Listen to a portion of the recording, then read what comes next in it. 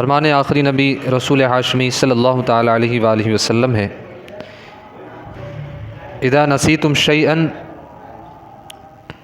یعنی جب تم کچھ بھول جاؤ، فصلوا علیہ، تو مجھ پر درود پاک پڑھو، تذکروہ انشاء اللہ تعالی، تو انشاءاللہ بھولی ہوئی چیز یاد آ جائے گی۔ سبحان اللہ۔ اللہ پاک ہمیں کثرت سے درود پاک پڑھنے کی توفیق عطا فرمائے۔ ہم بہت مرتبہ چیزیں بھول جاتے ہیں، چابیاں، پیسے، ضروری کاغذات وغیرہ کہیں رکھ کر بھول جاتے ہیں۔ کبھی کبھی تو بولتے بولتے بھی بھول جاتے ہیں کہ آگے کیا بولنا ہے، بہت کچھ بھولتے رہتے ہیں۔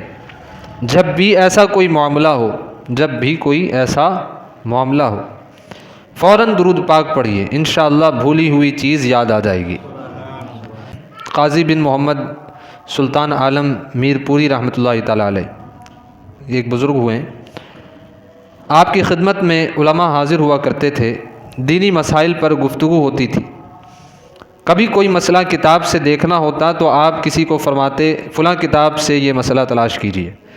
بعض اوقات کافی تلاش کرنے کے بعد بھی وہ مسئلہ نہ ملتا تھا تو آپ کیا کرتے، آپ کتاب بند کر کے ہاتھ میں پکڑتے، پھر درود شریف پڑھ کر کتاب کھولتے تو وہی مسئلہ نکلتا جس مسئلے کی تلاش ہوتی تھی۔ سبحان اللہ۔ ایک بار عقیدت و محبت کے ساتھ حضور علیہ الصلوۃ والسلام پر درود و سلام پیش کریں۔ صلو علی الحبیب صلی اللہ تعالی علی محمد صلی اللہ تعالی علیہ وآلہ وصحبہ وبارک وسلم۔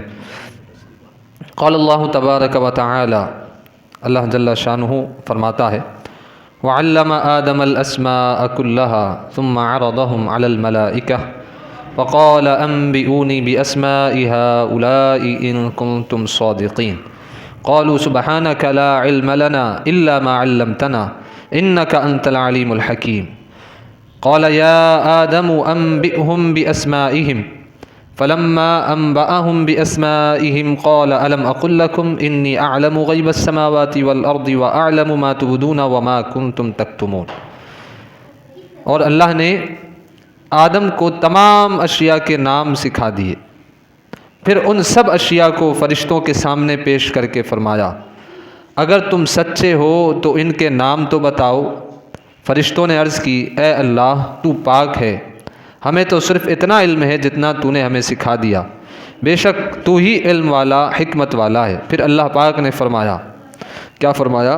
قال یا آدم انبئونی باسماء ہؤلاء، انہیں ان اشیاء کے نام بتا دو۔ تو جب آدم نے انہیں ان اشیاء کے نام بتا دیے تو اللہ پاک نے فرمایا، اے فرشتو کیا میں نے تمہیں نہ کہا تھا، اے فرشتو میں نے تمہیں نہ کہا تھا کہ میں آسمانوں اور زمین کی تمام چھپی چیزیں جانتا ہوں، اور میں جانتا ہوں جو کچھ تم ظاہر کرتے ہو اور جو کچھ تم چھپاتے ہو۔ صدق اللہ العظیم و صدق رسولہ النبی الکریم صلی اللہ علیہ وسلم۔ میرے پیارے اور محترم اسلامی بھائیوں، ہم نے پارہ 1 سورہ بقرہ کی 3 آیات، یعنی آیت نمبر 31 سے لے کر 33 تک سنا اور اس کا ترجمہ سننے کی سعادت حاصل کی ہے۔ اس آیت میں اللہ پاک نے انسان کے اشرف المخلوقات اور منصب خلافت کا حقدار ہونے کا ایک سبب یہاں پر بیان کیا جا رہا ہے۔ آئیے پہلے ان آیات کریمہ کا خلاصہ سنتے ہیں، پھر ان سے ملنے والا سبق سننے کی سعادت حاصل کریں گے۔ پچھلے جمعے ہم نے جو سنا تھا کہ اللہ پاک نے حضرت آدم علیہ السلام کی تخلیق سے پہلے فرشتوں سے فرمایا تھا کہ میں زمین میں اپنا خلیفہ بنانے والا ہوں۔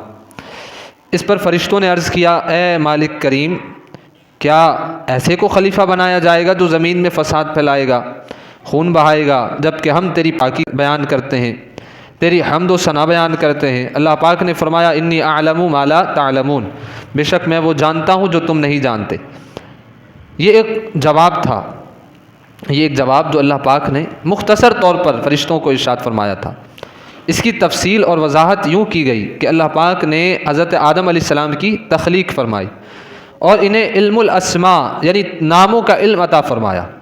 پھر وہ ساری چیزیں جن کے نام حضرت آدم علیہ السلام کو سکھا دیے گئے تھے، وہ فرشتوں کے سامنے کی گئیں اور حکم ہوا اے فرشتوں تم ان کے نام تو بتاؤ۔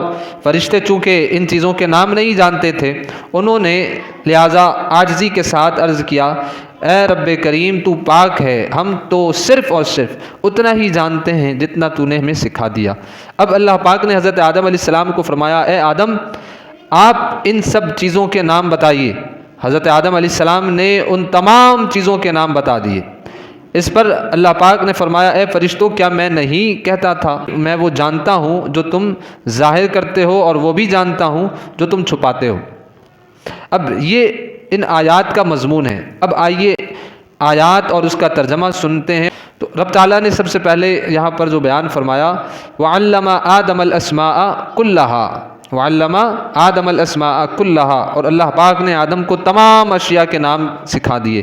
ثُمَّ عَرَضَهُمْ عَلَى الْمَلَائِكَةِ، پھر ان سب اشیاء کو فرشتوں کے سامنے پیش کر کے فرمایا انبئونی باسماء هؤلاء ان کنتم صادقین، فقال انبئونی، فرمایا اگر تم سچے ہو تو ان کے نام تو بتاؤ۔ تو فرشتوں نے عرض کی قالوا سبحانک لا علم لنا الا ما علمتنا، تو عرض کی اے رب کریم تو پاک ہے، ہمیں تو صرف اتنا علم ہے جتنا تو نے ہمیں سکھا دیا۔ انک انت العلیم الحکیم، بے شک تو ہی علم والا اور حکمت والا ہے۔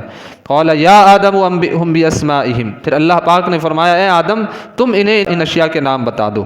تو فلما انبأہم باسمائہم، تو پھر جب آدم نے انہیں ان کے اشیاء کے نام بتا دیے تو اللہ پاک نے فرمایا قال الم اقل لکم انی اعلم غیب السماوات والارض، تو اللہ پاک نے فرمایا اے فرشتوں کیا میں نے تمہیں نہ کہا تھا کہ میں آسمانوں اور زمین کی تمام چھپی چیزیں جانتا ہوں، اور میں جانتا ہوں وَأَعْلَمُ مَا تُبْدُونَ وَمَا كُنْتُمْ تَكْتُمُونَ، میں جانتا ہوں جو تم کچھ ظاہر کرتے ہو اور جو کچھ تم چھپاتے ہو۔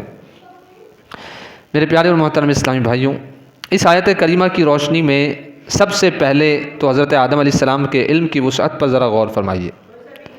اللہ پاک نے آپ کو کیسا بے مثال اور کمال کا علم عطا فرمایا۔ وَعَلَّمَ آدَمَ الْأَسْمَاءَ كُلَّهَا، اور اللہ پاک نے آدم کو تمام اشیاء کے نام سکھا دیے۔ وَعَلَّمَ آدَمَ الْأَسْمَاءَ، تو اسماء اسم کی جمع ہے۔ اسماء یہ کس کی جمع ہے؟ اسم، اور اس کا معنی ہوتا ہے علامت، پہچان، نام، یعنی اللہ پاک نے حضرت آدم علیہ السلام کو نام سکھا دیے۔ کس چیز کے؟ تو فرمایا کلہا، وعلم آدم الاسماء، اللہ پاک نے آدم علیہ السلام کو نام بتائے، کس کے؟ کلہا، یعنی ہر چیز کے نام اور ان کی پہچان بتائی۔ روح البیان میں علامہ اسماعیل حقی رحمۃ اللہ تعالیٰ علیہ نے اس لفظ کلہا کی وضاحت کرتے ہوئے فرمایا آدم علیہ السلام کو تمام فرشتوں کے قیامت تک آنے والی ان کی ساری اولاد کے، تمام حیوانات یعنی جانوروں، جمادات، بے جان چیزوں، پرندوں، چرندوں اور ہر وہ جاندار جو قیامت تک پیدا ہونے والے تھے، ان سب کے نام، تمام شہروں دیہاتوں کے نام، ہر کھیتی پتی، جنت کی ہر نعمت، بلکہ یوں کہیے کہ ہر چھوٹی بڑی چیز، یہاں تک کہ پیالہ، ڈھال اور دودھ نکالنے کے برتن کے نام، یہ بھی آپ کو رب تعالیٰ نے بتا دیا۔ اللہ اکبر، کیا شان علمی ہے۔ اس علم الاسماء کی مزید وضاحت سنیے۔ علم اسماء جو اللہ نے حضرت آدم علیہ السلام کو عطا فرمائے، وہ علم الاسماء، حکیم الامت مفتی احمد یار خان نعیمی رحمۃ اللہ تعالیٰ علیہ لکھتے ہیں کہ دنیا میں اول سے لے کر آخر تک لاکھوں زبانیں بولی گئیں، اور ہر زبان کے حروف اور الفاظ علیحدہ علیحدہ ہیں، جس کا نتیجہ یہ نکلا کہ دنیا میں کروڑوں چیزیں ہیں اور ہر چیز کی لاکھوں صفات اور ہر صفت کے لاکھوں نام، پھر نام کے لکھنے اور بولنے کے لاکھوں طریقے ہیں۔ مثلا پانی کو اردو میں پانی، فارسی میں آب، عربی میں ماءن، ہندی میں جل اور انگریزی میں واٹر، اور نہ جانے کس کس زبان میں کیا کیا کہتے ہوں گے۔ پھر اس پانی کی ہزاروں حالتیں اور اقسام ہیں، مثلا ٹھنڈا، گرم، صاف، میلا، کھاری، میٹھا، بھاری، ہلکا، گاڑھا، پتلا، سفید، کالا وغیرہ۔ مختلف زبانوں میں ان سب حالتوں کے الگ الگ نام ہیں، اور یہ سب علوم حضرت آدم علیہ السلام کو دیے گئے، سب علوم۔ اور علماء نے لکھا کہ حضرت آدم علیہ السلام کو 7 لاکھ زبانوں کا علم دیا گیا، اور آپ 1000 پیشوں میں خوب ماہر تھے، 1000 پیشوں میں۔ اللہ اکبر. ذرا خیال تو کریں کہ اس علم کی کوئی حد بھی ہے، اس علم کی کوئی حد بھی ہے. امام رازی رحمۃ اللہ تعالیٰ علیہ نے اس علم الاسماء کی وسعت سے مزید پردہ اٹھایا. آپ کیا فرماتے ہیں؟ آپ فرماتے ہیں کہ اسماء اسم کی جمع ہے، اور اسم کا ایک معنی پہچان بھی ہے، ایک معنی اس کا پہچان بھی ہوتا ہے. اب مطلب یہ بنے گا کہ اللہ پاک نے حضرت آدم علیہ السلام کو تمام چیزوں کی حقیقتوں کا بھی علم دیا. مثلا پانی کا فارمولہ کیا ہے؟ H2O، یعنی 2 حصے ہائیڈروجن اور 1 حصہ آکسیجن ہو تو پانی بنتا ہے. یہ فارمولہ ہے، یہ پانی کی حقیقت ہے. اسی طرح سے ہر چیز کی حقیقت، اس کی خاصیت، مثلا پانی کے کیا کیا طبی فائدے ہیں، کیا کیا نقصانات ہیں، کون سی جڑی بوٹی کس کام کے لیے ہے، کس چیز کا نفع کیا ہے اور نقصان کیا ہے، ان سب باتوں کا علم اللہ پاک نے حضرت آدم علیہ السلام کو سکھا دیا تھا. سبحان اللہ، سبحان اللہ. ایک بار عقیدت و محبت کے ساتھ حضور علیہ الصلوۃ والسلام پر درود و سلام پیش کریں. صلو علی الحبیب صلی اللہ تعالی علی محمد صلی اللہ تعالی علیہ وآلہ وصحبہ وبارک وسلم. یہ تو حضرت آدم علیہ السلام کے علم کی وسعت ہے.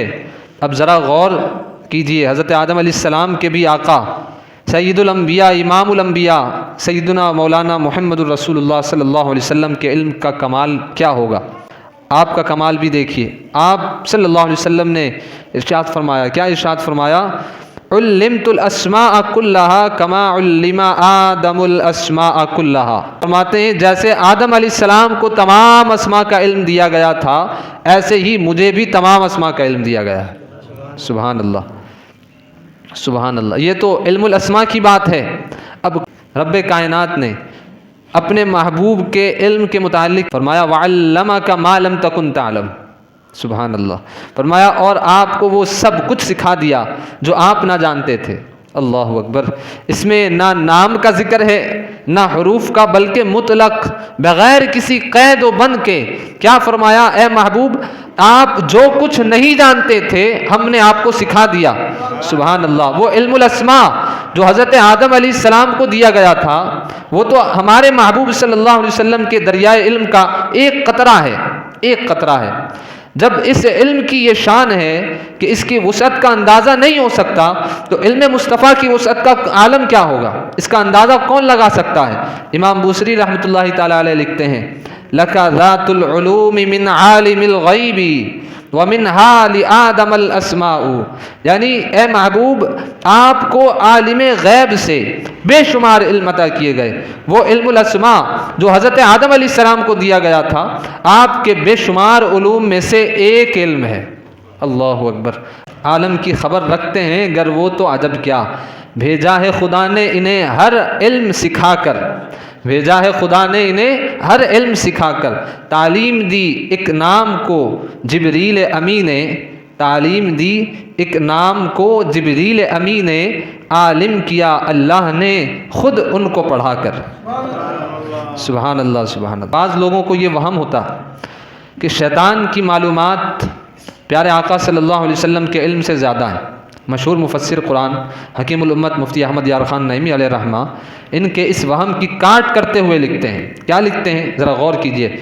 یہ جو معاملہ ہوا کہ اللہ پاک نے حضرت آدم علیہ السلام کو علم الاسماء سکھایا، پھر وہ تمام چیزیں فرشتوں کے سامنے لا کر فرمایا اے فرشتوں ان کے نام تو بتاؤ.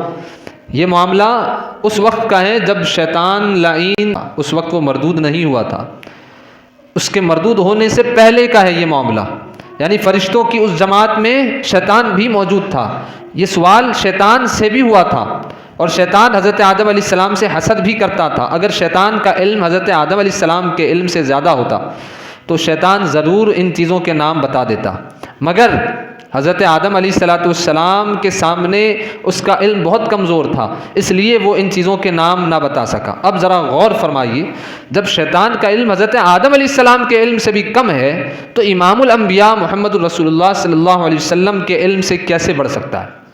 ہاں یقیناً علم مصطفیٰ وہ کمال اور بے مثال علم ہے جس کی حد پہچاننا یہ بندوں کے بس کی بات نہیں ہے. آخر میں یہی ہے، لیکن رضا نے ختم سخن اس پہ کر دیا خالق کا بندہ خلق کا آقا کہوں تجھے. تو ہم نے قرآنی آیات سنی، ان میں سب سے اہم بات جو سیکھنے کی ہے وہ یہ کہ فرشتوں کا سوال تھا کہ آخر انسان منصب خلافت کا حقدار کیسے ہو سکتا ہے. ان کا یہ سوال تھا اللہ سے.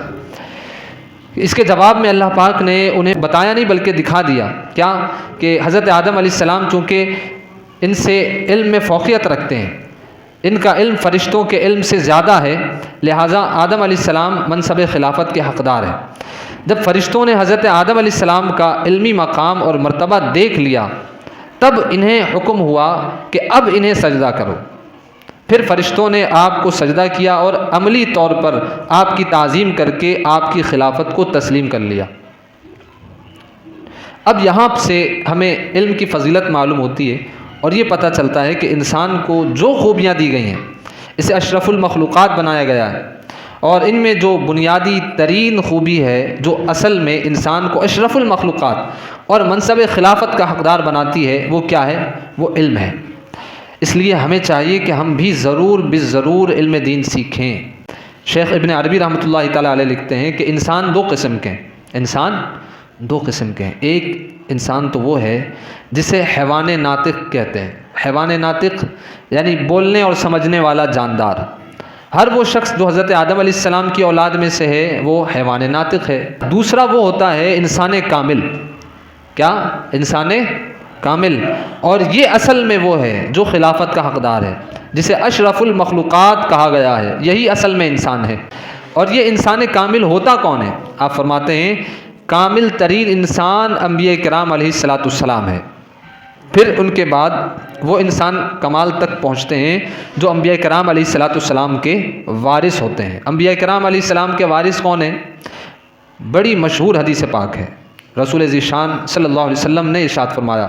کیا فرمایا؟ ان العلماء ورثۃ الانبیاء ان الانبیاء ورثوا دینارا ولا درہما انما ورثوا العلم. یعنی بے شک علماء انبیاء کرام کے وارث ہیں اور بلا شبہ انبیاء کرام وراثت میں درہم اور دینار نہیں، صرف اور صرف علم چھوڑتے ہیں. کیا چھوڑتے ہیں؟ علم چھوڑتے ہیں. پیارے اور محترم اسلامی بھائیوں، اس سے پتہ چلا کہ اصل میں انسان کامل وہ انسان ہے جو خلافت کا حقدار ہے، اشرف المخلوقات ہے، وہی ہے جو صاحب علم ہے. اس لیے ہمیں چاہیے کہ ہم علم دین سیکھیں، اس پر عمل بھی کریں اور دوسروں کو بھی سکھائیں تاکہ اپنے اصل منصب کے ہم حقدار بن سکیں. پارہ 28 سورۃ المجادلہ آیت نمبر 11 میں اللہ پاک ارشاد فرماتا ہے یرفع اللہ الذین آمنوا منکم والذین اوتوا العلم درجات. اور اللہ تم میں سے ایمان والوں کے اور ان کے درجات بلند فرماتا ہے جنہیں علم دیا گیا ہے. صحابی رسول سلطان المفسرین حضرت عبداللہ بن عباس رضی اللہ تعالیٰ عنہما اس آیت کریمہ کی تفسیر میں فرماتے ہیں علماء کرام عام مومنین سے 700 درجے بلند ہوں گے اور ان کے ہر 2 درجوں کے درمیان 500 سال کی مسافت ہوگی. اللہ اکبر. حضرت امامہ باہلی رضی اللہ تعالیٰ عنہ سے روایت ہے رسول اللہ صلی اللہ علیہ وسلم نے ارشاد فرمایا جو علم دین سیکھتے اور عبادت کرتے ہوئے پروان چڑھا اور بڑا ہو کر بھی اسی حالت میں رہا تو اللہ پاک قیامت والے دن اس کو 72 صدیقوں کا ثواب عطا فرمائے گا. سبحان اللہ. حضرت معاذ بن جبل رضی اللہ تعالیٰ عنہ سے روایت ہے رسول اللہ صلی اللہ علیہ وسلم نے ارشاد فرمایا علم حاصل کرو. کیا فرمایا؟ علم حاصل کرو، کیونکہ اللہ پاک کی رضا کے لیے علم سیکھنا خوف خدا ہے. علم کی تلاش عبادت ہے. علم کی تکرار کرنا یعنی سبق یاد کرنے کے لیے بار بار پڑھنا یہ تسبیح ہے، اور بے علم کو علم سکھانا صدقہ ہے. علم کو اس کے اہل پر خرچ کرنا نیکی ہے. علم حلال اور حرام کی پہچان کا ذریعہ ہے. علم جنت راستے کا نشان ہے. سبحان اللہ. علم باعث راحت ہے. علم رفیق سفر ہے. علم تنہائی کا ساتھی ہے. طویل حدیث ہے، فضائل بیان فرمائے حضور نے فرمایا کہ علم عمل کا امام ہے.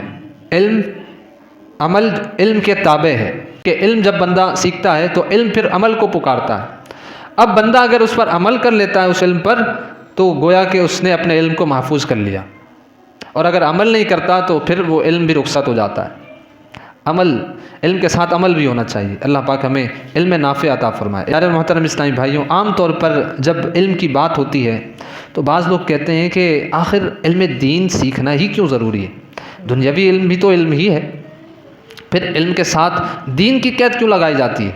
تو اس کے جواب میں عرض ہے کہ یہ قید کسی اور نے نہیں بلکہ اللہ پاک نے ہی لگائی ہے۔ جی ہاں، پارہ 21 سورہ روم کی آیت میں ارشاد ہوتا ہے وَلَكِنَّ أَكْثَرَ النَّاسِ لَا يَعْلَمُونَ يَعْلَمُونَ ظَاهِرًا مِنَ الْحَيَاةِ الدُّنْيَا وَهُمْ عَنِ الْآخِرَةِ هُمْ غَافِلُونَ۔ کیا فرمایا؟ لیکن اکثر لوگ جانتے نہیں، آنکھوں کے سامنے کی دنیاوی زندگی کو جانتے ہیں اور وہ آخرت سے بالکل غافل ہیں۔ اس آیت کریمہ کی تفسیر میں علامہ نصفی رحمۃ اللہ تعالی علیہ لکھتے ہیں یہاں اللہ پاک نے جہالت کی 2 قسمیں ارشاد فرمائی۔ ایک جہالت تو یہ ہے کہ بندہ کچھ ہی نہ جانتا ہو، کچھ بھی نہ جانتا ہو۔ جیسے ہمارے ہاں بہت سارے لوگ بالکل ان پڑھ ہوتے ہیں، انہیں اپنا نام بھی لکھنا نہیں آتا ہوتا۔ جہالت کی جو دوسری قسم ہے یعلمون ظاہرا من الحیات الدنیا وہم عن الآخرۃ ہم غافلون، یعنی وہ شخص جو ظاہر دنیا کی معلومات تو بہت ساری رکھتا ہے مگر آخرت سے بالکل غافل ہے۔ اسے اگرچہ ان پڑھ نہ بھی کہا جا سکتا ہو، البتہ وہ بھی جاہل ہے۔ اب دیکھیے، جتنے دنیاوی علوم ہیں وہ ہمیں صرف ظاہر دنیا کا حال بتاتے ہیں۔ دیکھیں مختلف علوم ہیں نا، ریاضی ہے، فزکس ہے، اور بھی بہت سارے علوم ہیں، تو اس کے ذریعے ہمیں ظاہری جو ہے وہ دنیا کی معلومات حاصل ہوتی ہیں۔ جیسے فزکس ہے، یہ طبعیات، مادہ کے متعلق اس سے معلومات ہمیں حاصل ہوتا ہے، اور اسی طرح میتھ ہے تو اس کے ذریعے ہم کیلکولیشن کرتے ہیں، یہ ساری چیزیں ہمیں معلوم ہوتی ہیں۔ مثلا کوئی جسم حرکت کیسے کرتا ہے، ٹھیک ہے، فزکس کے اندر یہ ہمیں پتہ چلتا ہے، کیسے رکتا ہے اور اس کی خصوصیات کیا ہیں وغیرہ وغیرہ۔ اسی طرح بایولوجی ہے، اور پھر اس میں جانداروں کے متعلق معلومات ہوتی ہے، ارضیات، فلکیات، بینکنگ، انجینئرنگ وغیرہ وغیرہ، جتنے بھی علوم ہیں ان سب میں ظاہری دنیا کی معلومات ہیں۔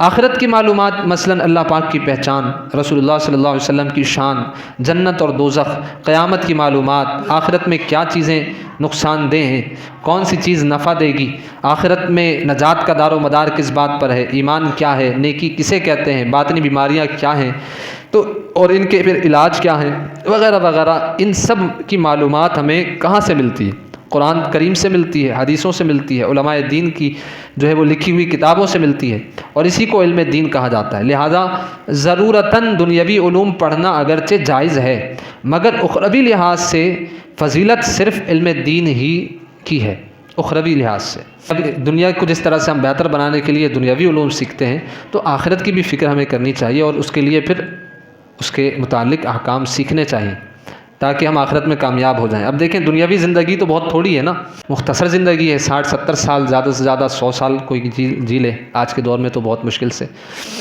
70-75، اس سے پہلے بھی بعض یعنی 45 سال میں، 50 سال میں بھی رخصت ہو رہے ہیں۔ اب جیسا دور ہے، اب یعنی بچے بھی مر رہے ہیں، بوڑھے بھی مر رہے ہیں، جوان بھی جو ہے اس دنیا سے رخصت ہو رہے ہیں۔ لیکن اب عمریں کم ہو گئی ہیں پہلے کے مقابلے میں، اب کی عمر لوگوں کی کم ہو گئی ہے، 60-70 سال، زیادہ سے زیادہ 80 سال کے اندر اندر جو ہے وہ، یہ سمجھ لیں دنیا کی زندگی ہے 60-70 سال، اور آخرت کی زندگی کتنی ہے؟ وہ ہمیشہ والی زندگی ہے۔ تو ہم نے 60-70 سال جو کہ دنیا کی زندگی ہے، مختصر زندگی، اس کو بہتر بنانے کے لیے ہم نے کہ بعض جو ہے وہ پوری زندگی لگا دیتے ہیں، پوری زندگی لگا دیتے ہیں، 30 سال یعنی 35 سال 40 سال تک وہ ڈاکٹر بن رہا ہے، کوئی انجینئر بن رہا ہے، اسی طرح سے دیگر مختلف علوم سیکھ رہے ہیں، اس میں ماہر بن رہے ہیں۔ ہم نے دنیا کو بہتر بنانے کے لیے اتنا عرصہ لگایا، اب جو آخرت کی یہ مختصر زندگی ہے اس کو بہتر بنانے کے لیے ہم نے اتنی کوشش کی، کیا ہم نے سوچا کہ آخرت کی جو زندگی ہے وہ تو ہمیشہ والی زندگی ہے، وہاں ہمیں کتنا اس کو سیکھنا چاہیے، اس کے لیے کتنی تیاری کرنی چاہیے، اس سے اندازہ لگا لیں۔ تو ہمیں چاہیے کہ آخرت کی طرف ہم راغب رہیں۔ دنیاوی زندگی مختصر ہے، اور ہمیں بھی جس طرح سے لوگ یہاں سے رخصت ہو رہے ہیں اسی طرح ہمیں بھی رخصت ہونا ہے، اور حضور نے اس کی تعلیم ارشاد فرمائی کہ دنیاوی زندگی اس طرح سے گزارو جیسے کہ تم مسافر ہو۔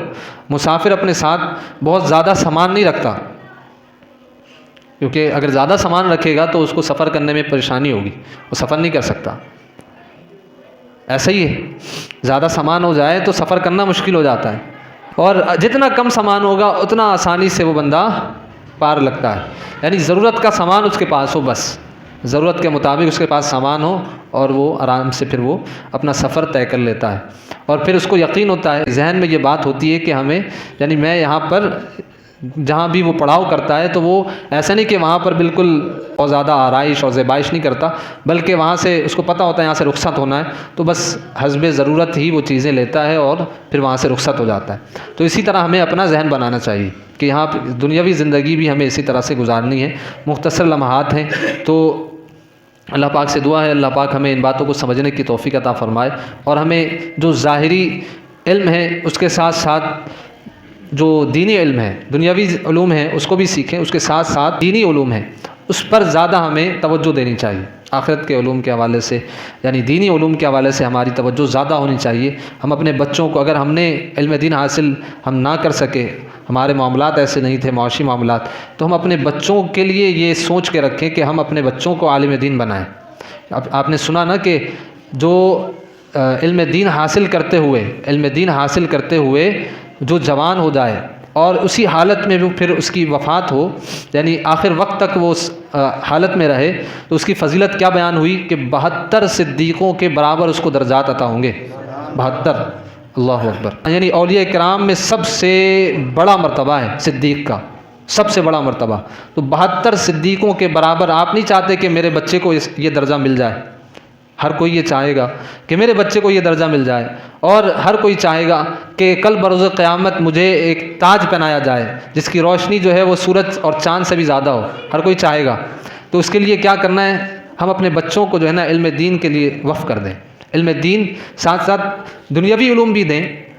اگر کوئی شخص قرآن پاک اپنے بچوں کو حفظ کروا دیتا ہے، حافظ بناتا ہے، تو پھر اس کی فضیلت کیا ہے؟ اس کے والدین کو کل بروز قیامت ایسا تاج پہنایا جائے گا کہ جس کی روشنی سورج سے بھی زیادہ ہوگی، سورج کی روشنی سے بھی زیادہ ہوگی۔ اللہ اکبر، اندازہ لگائیں کتنی بڑی فضیلت ہے۔ تو اللہ پاک ہمیں عمل کی توفیق عطا فرمائے۔ نماز جنازہ میں جب ہم سلام پھیرتے ہیں، اس کے حوالے سے ایک مسئلہ سماعت فرماتے ہیں۔ بعض لوگ نماز جنازہ کی چوتھی تکبیر کے بعد اس کشمکش میں ہوتے ہیں کہ ہاتھ چھوڑ کر سلام پھیریں یا ہاتھ باندھ کر سلام پھیریں۔ سلام جب پھیرتے ہیں، اب کشمکش کی صورت ہوتی ہے کہ ہاتھ چھوڑنا ہے یا باندھ کر سلام پھیرنا ہے، کیا کرنا ہے؟ تو ہمارے ہاں بعض لوگ ہاتھ باندھ کر سلام پھیرتے ہیں اور بعض ہاتھ چھوڑ کر سلام پھیرتے ہیں۔ بعض دائیں جانب جب سلام پھیرتے ہیں تو پھر دایاں ہاتھ چھوڑ دیتے ہیں، اور جب بائیں جانب سلام پھیرتے ہیں تو بایاں ہاتھ جو ہے وہ چھوڑ دیتے ہیں۔ تو اب درست طریقہ کیا ہے یہ سماعت کیجیے۔ جب امام چوتھی تکبیر یعنی اللہ اکبر کہے تو آپ بھی تکبیر کہتے ہوئے دونوں ہاتھوں کو کھول کر لٹکا دیجیے اور امام صاحب کے ساتھ سلام پھیر دیجیے۔ اور یہ اصول یاد رکھیے، یہ اصول ہے کیا؟ جس تکبیر کے بعد ذکر کرنا سنت ہو اس تکبیر کے بعد ہاتھ باندھیں گے۔ تو قاعدہ کیا ہے کہ جس تکبیر کے بعد ذکر کرنا سنت ہو اس تکبیر کے بعد ہاتھ باندھیں گے۔ جیسے نماز کی تکبیر کہتے ہیں، اس کے بعد ثنا پڑھتے ہیں۔ نماز عشاء کے 3 وطروں میں تکبیر کے بعد دعائے قنوت پڑھتے ہیں، اور جس میں تکبیر کے بعد ذکر کرنا سنت نہ ہو اس میں ہاتھ کھلے چھوڑ دیں گے، جیسے عیدین کی جو تکبیرات ہیں۔